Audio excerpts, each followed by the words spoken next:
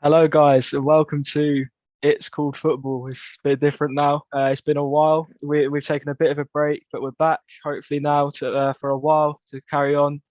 How you guys been? Yeah, I've been all right. Just sort of cracking on with college and that. Obviously, it's been a long time since we've done this, so everything sort of changed for all three of us.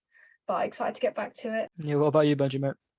I'm good, just chilling in Sweden here, waiting for us to start again. Yeah, this it's been a while. But we started at a good time. World Cup's kind of just around the corner. What do you think about the World Cup, guys? I'm a little, as an England fan at the moment, I'm a little bit worried.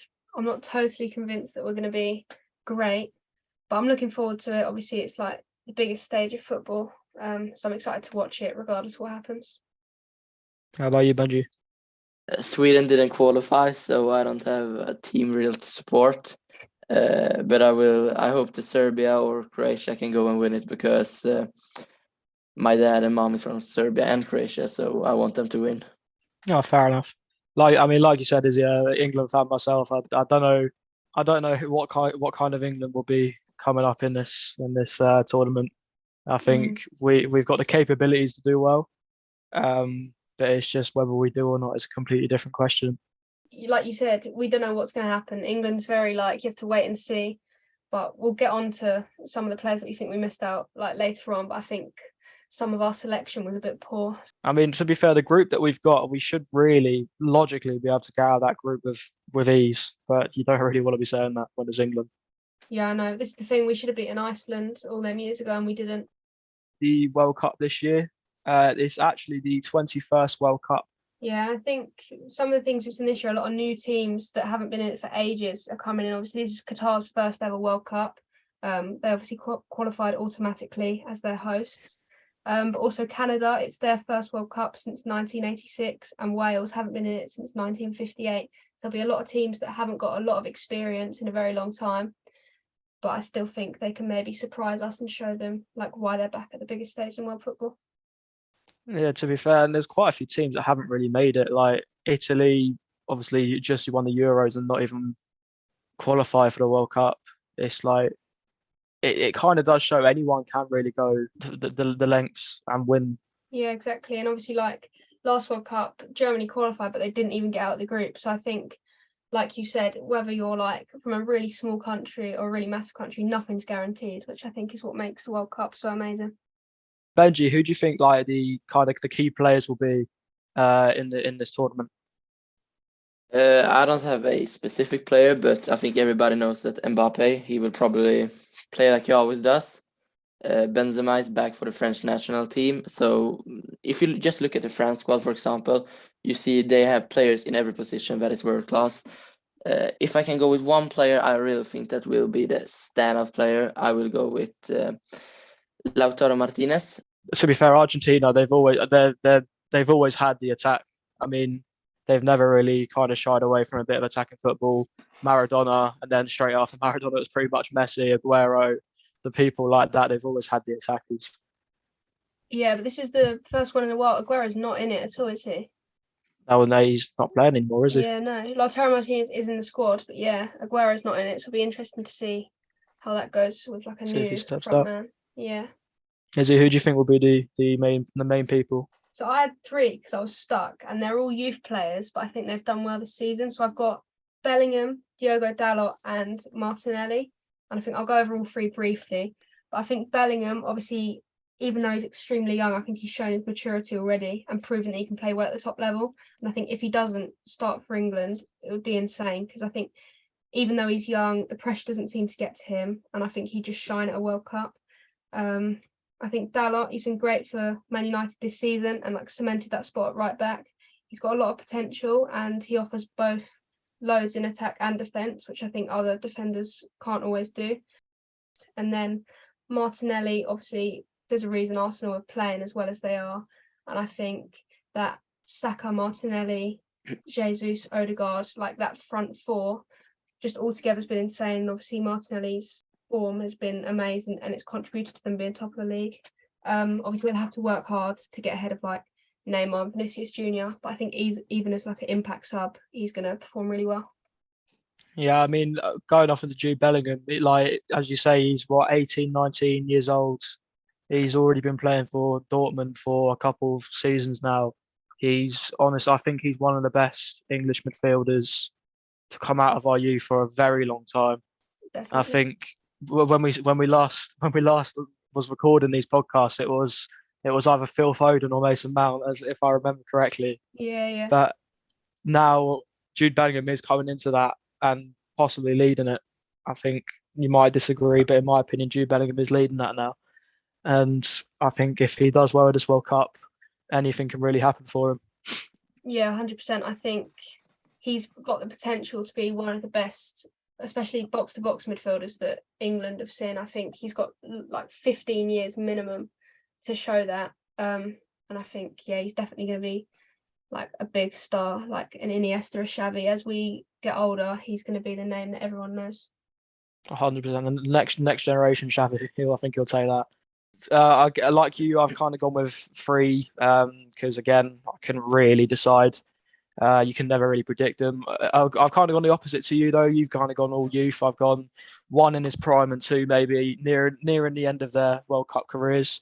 First one, I've gone Harry Kane. I think in the Euros he had a fantastic tournament. He always does well for England, always leads the line. And I think like I said, when he was in the Euros, he was our goal outlet. He scored quite a few. He was, I mean, I don't think he missed a game. I think Harry Kane could just lead us to the final if we can get there. Second one, a bit obvious, but I know he's been a bit controversial lately. But I've gone with Cristiano Ronaldo. I think as much as he, like I said, a bit controversial with Manchester United recently. I think when he plays for Portugal, he's a different man, different player. It's like when he was like a little bit younger. He he's the captain. He is the leader of Portugal, and I think if Portugal are going to go far this tournament, it will be all down to him. And lastly, I'm going to go with Neymar. I think Brazil might be one of the favourites to win it this year, and Neymar is just one of them players where you can't really replicate him. He's got the flair. He'll do.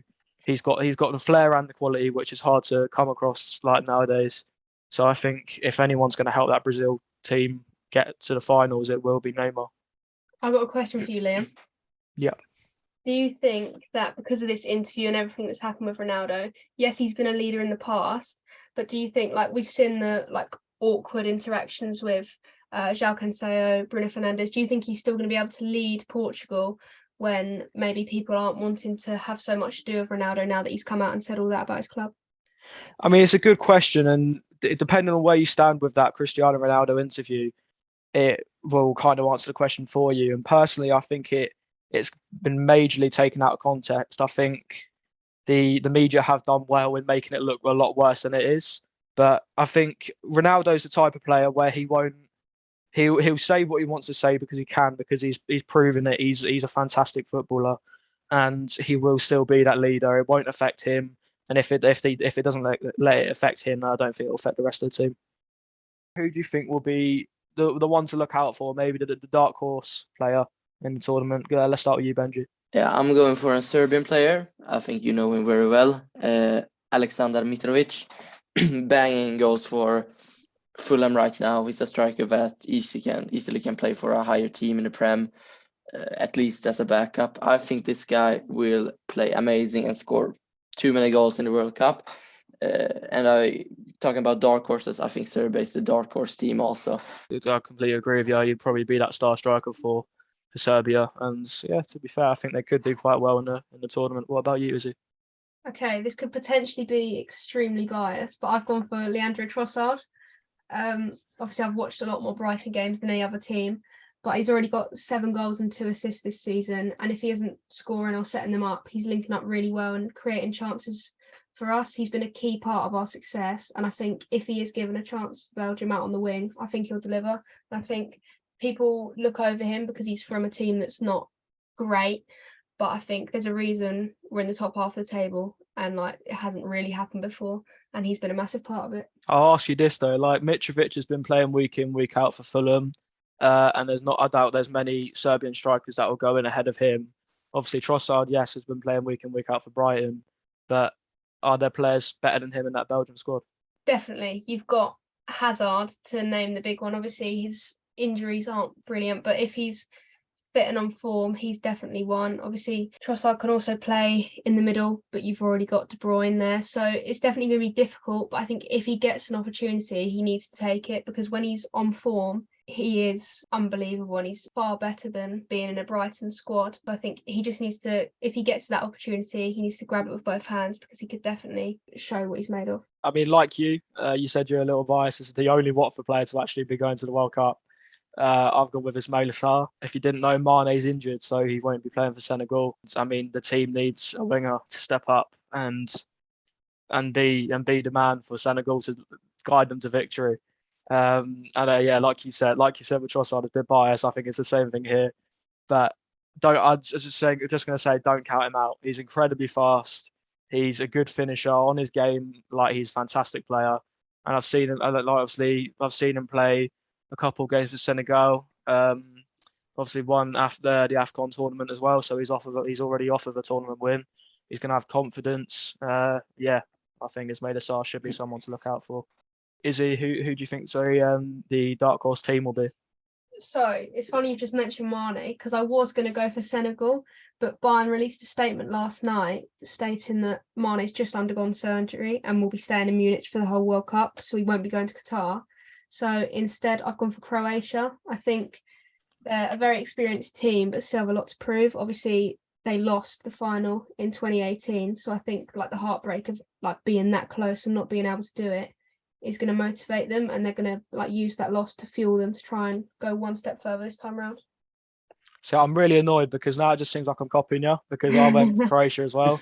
I'll go a couple of different reasons. I think the starting lineup they actually have is actually very, very good, and I don't think many people realise how good their team is.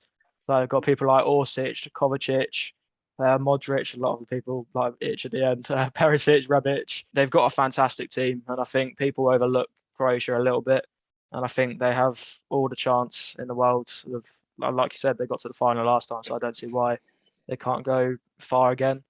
Who do you think will be maybe one of the worst ones, or maybe someone that'll underperform a lot? Yeah, we'll start with Izzy. I think the Netherlands. I think they'll definitely get through the group stage. I think they've got quite an easy group. But I just don't think they'll go as far as people might expect. I feel like people always use Netherlands as like, oh, make sure you look out for them. But I just don't think they're going to be all that this year. I think they've got a really strong defence. In the midfield, the only real standout names are De Jong and Xavi Simons, but Simons is only 19, and I think he'll lack experience at this sort of level. I think the attacking players are doing well for their clubs, but the players that are doing well play in the Eredivisie, and it's, if we're being really honest, it's not the most competitive league in the world. Yeah, it's only like 3 or 4 clubs there, really, isn't there? Yeah, exactly. So I've had a look, and the strikers that are like 9 goals in 14 games, that's great, but you're not playing against teams like Arsenal, City, like Liverpool week in, week out. So I think when they do go to a World Cup and they're playing against a better caliber of players, they just won't do as well. How about you, Benji? I agree with you with the Netherlands thing. They don't have a best midfield. But I'm going for Senegal as the team that will underperform. They lost Mane, as you said before. I don't see the thing with them. Like, people say a lot that they can still play good. They have Mendy, Koulibaly, Star, as you said, but I don't see them coming that long in the tournament. I can see them getting grouped or just going out in the round of 16. As you said about Netherlands playing against the better teams. Or better players, I don't think they will perform that much. Of course, they won against Egypt. I've gone for Belgium. I think as much as they have got a fantastic team. I think they're, as far as the kind of the chemistry goes, I don't think they're that great together. I know a lot of them kind of play in the same leagues and know each other well. But the group they're in, I think Croatia will finish top. I think Belgium might finish second. I highly doubt they won't qualify for the next rounds, but I don't think they'll top their group, and I think they'll struggle in the rounds. And I very much doubt they'll go past the round of 16, depending on who they actually get. Really? Even with De Bruyne, you've got Courtois and goal. But like the last tournaments they've been in, they haven't really done much. But I think Belgium is a team that they will always get through the group stage and to the quarterfinals, and then they will go out against Brazil, France, and those things. But do you really think they will get second behind Croatia? I think Croatia have got a very, very good team spirit in them. I think they all play together fantastically, and I'd even put Germany in the same bracket as Belgium as well, because they're very on and off as well. And it might sound a bit stupid, but I think genuinely Belgium, if they're not going to be on it the whole time, then they'll struggle. We'll start with kind of some of the England picks as well. Is he doing to talk about it? Yeah, player that missed out is Tomori. He's been a key player in an AC Milan side this year that have only lost like 2 out of 15 games all season, and they've just progressed to the next round of the UCL. That move to Italy was amazing for him, and he's obviously shown what he can do. And then he hasn't been picked. I think the only centre-back better than him in the England squad is Ben White. He should definitely be getting in over Dyer, Cody and Maguire. I think he's better than John Stones. John Stones hasn't played that much this season. He's played like less than half of the games. Playing devil's advocate, when they do put the England shirt on, they do play a lot better. And I'd still call up John Stones. I struggle to back Harry Maguire even for England now. I do agree Tomori really should be in that team. But Maguire, you could argue, plays better for England, but Dyer, I can't remember anything positive apart from scoring the penalty against Colombia. And Cody, his purpose is literally to cheer everyone on. He won't play. There is no way he's going to play. He's just there to cheer everyone on. England scout cheerleader. Yeah, exactly. So why on earth do you need that at World Cup? If you've got that good of a team, you don't need to bring one of your 26 for the purpose of like going, yeah, go on, lads, bring someone that's actually going to bring something to the team on the field, because I just don't get it. What do you think about it, Benji? Very weird in my opinion. But if I'm going for my player that will miss the World Cup, he is injured, and it's Marco Reus. He missed the World Cup 2014. Didn't play in the Euros, I think 2020. And when he played for Germany in the World Cup 2018, he was they went last in the group. So for me, Reus. Reus is a player that I've actually completely forgot about, but he's very, very good. And yeah, he will be a massive miss for Germany. Someone who I've gone with actually did get called up, but he's been injured through training with his country. Is an Nkunku player for Leipzig. He got called up, did fantastically last year for Leipzig. Reports coming out, I think it was Camavinga going in for a challenge with him and came out quite badly. And now he's missing the whole of the World Cup for it. I think Nkunku will be a massive miss for that France squad with the form that he's been on, the confidence he'll have. With him missing, I think it's a big miss. Yeah, and obviously now that he's gone as well, obviously we've mentioned about injuries. Pogba and Kante are both injured, so there's no like world-class player in that midfield. The quality France have got, they like in other positions, they should still be all right.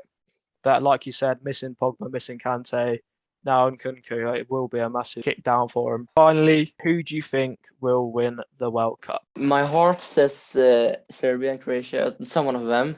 But Brazil has a squad, and they are a team that they can probably win it very easy. But I think Brazil or Argentina will win it.